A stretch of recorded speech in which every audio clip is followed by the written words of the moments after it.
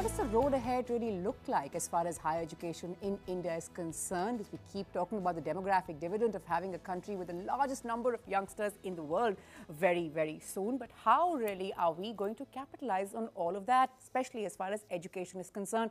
That's what we're looking at. So many of you writing into us to ask where admissions are going to head this year, the possible cutoffs. Well, we really wish we had a crystal ball to look into it and tell you what the cutoffs are going to look like. But we've got experts who have their experience to give us some idea of what you should be expecting and why, which is very key, why you should not lose hope just yet. Well, hang on to that. Let me introduce our special panel, Dr. P.C. Jain, former Principal SRCC, Dr. Vijay Datta, Principal Modern School, Barakhamba, Usha Albuquerque, Founder and Director, Career Smart, and Dr. Sanjay Srivastava, VC of Manav Rachna University. Thanks all so much for being with us.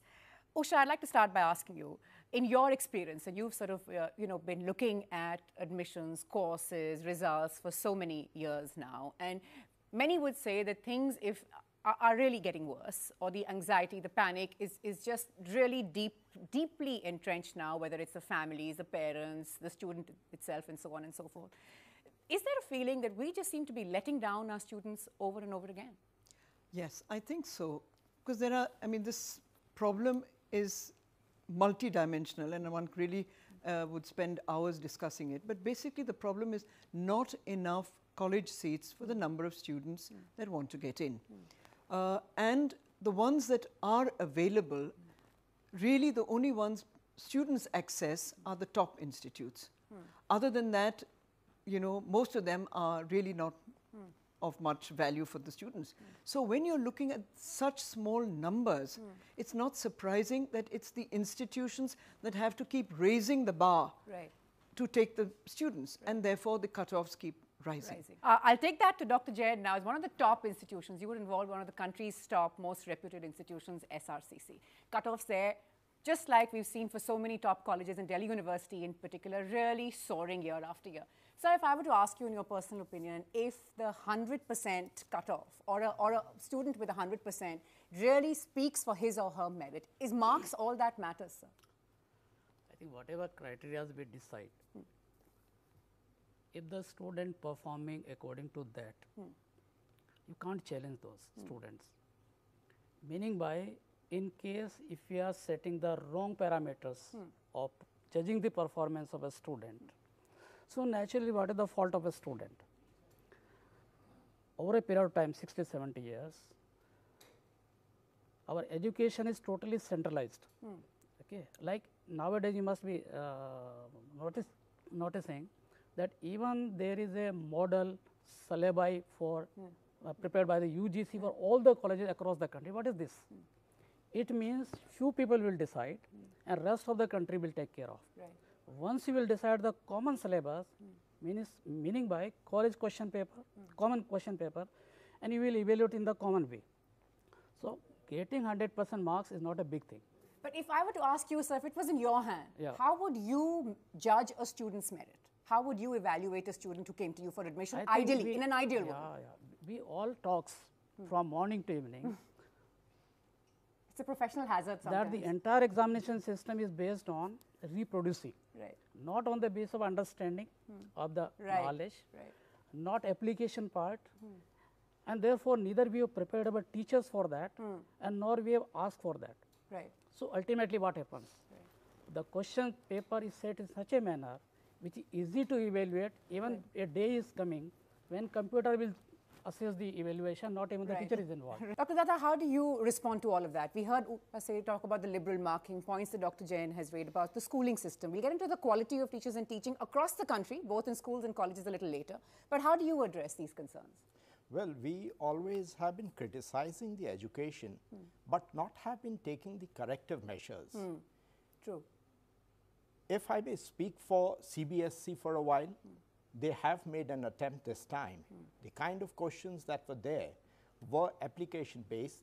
They were supposed to use their own knowledge and get the inferences out. It was inferential, and the higher order thinking came into play.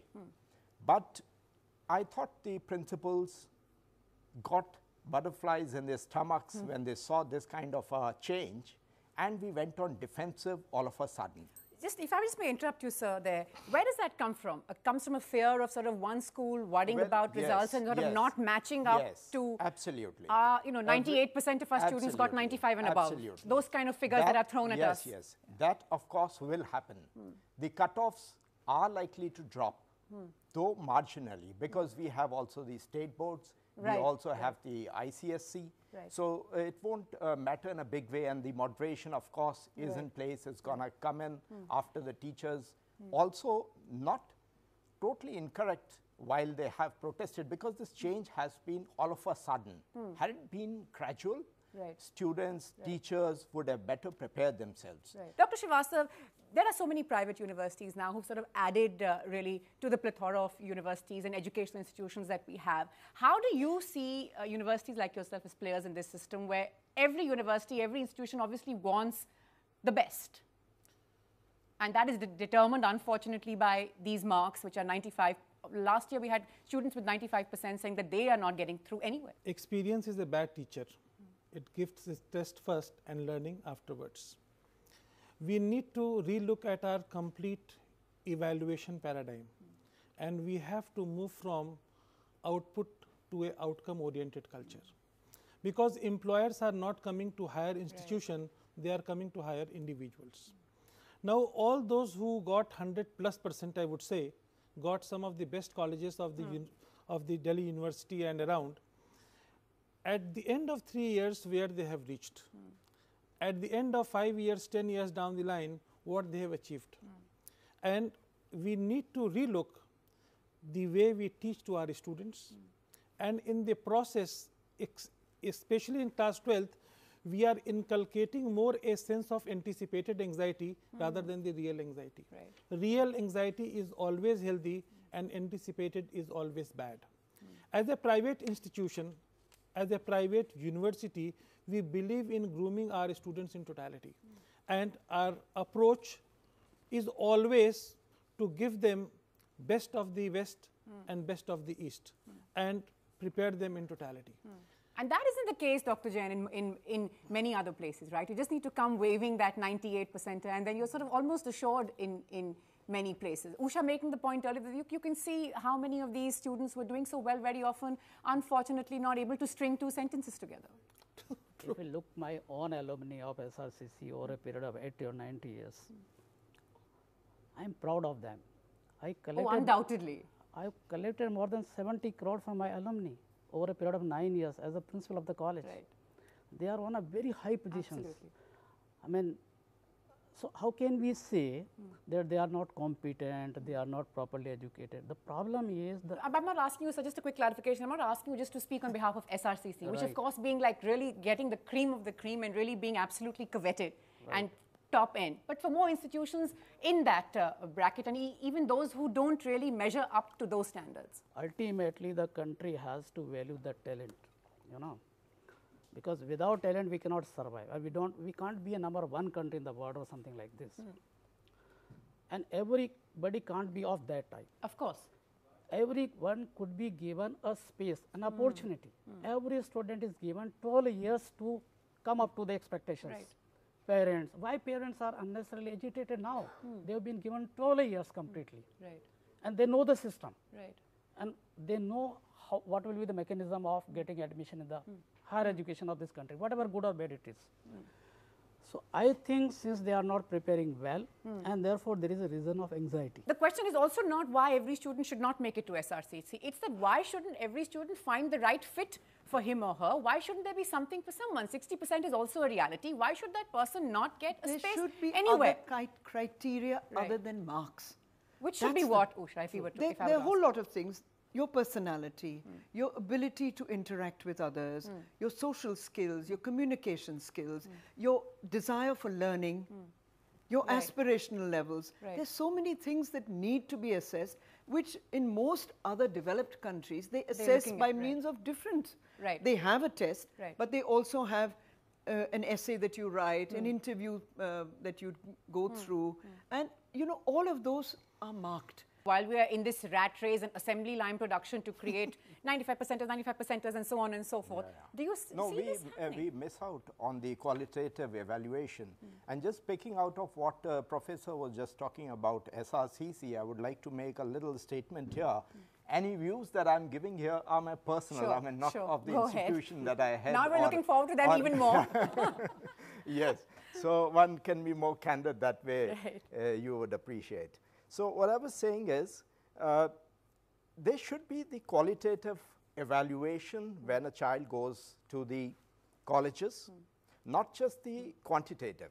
His marks should be taken into account, but also a test where the soft skills, the communication skills, the other life skills can be tested, for which he is trained in class 10. They should not be forgotten all of a sudden once he is passed out of class 10 with everyone getting a good CGPA, like these schools generally do.